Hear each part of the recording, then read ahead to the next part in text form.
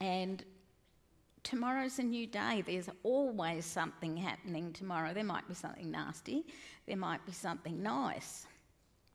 But in any situation like I've gone through, if somebody had told me at the beginning, this is what's going to happen to you, I think I would have probably suicided on the spot, because it's just inconceivable that you can tolerate so much pain.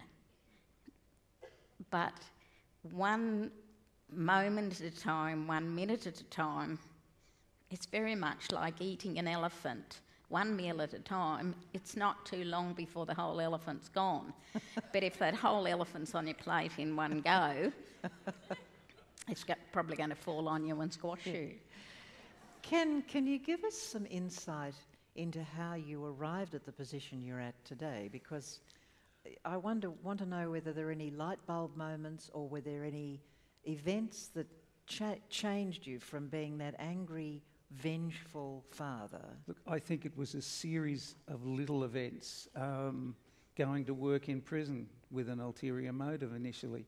I began to see... What was the ulterior motive? I wanted to case the joint. Were you thinking of... Absolutely.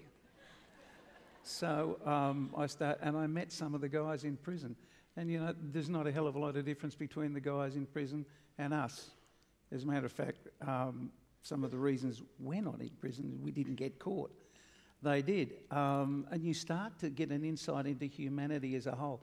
We started working with victims, and I got criticised because how can you work with victims and work with offenders as well? Okay, conflict of interest. And it's not. It's big picture.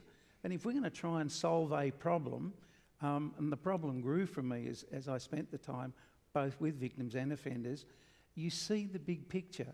You can't solve the problem unless you do see the big picture.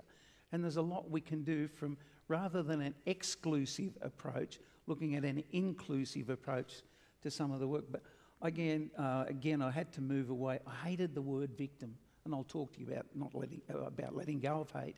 But I hate the word victim with a passion. Because the definition of a victim is one who has no choices, and we've already had a story on that this morning. Because there are times in your life when you don't have choices, or you don't understand you've got choices. That way you can be seen as a victim. For some people, it's a great place to be in. You get acknowledged, you get looked after, you get made feel comfortable as a victim. I hated it. Right, so you move to the next level. You make a choice and you move to the next level. And that is to become a survivor.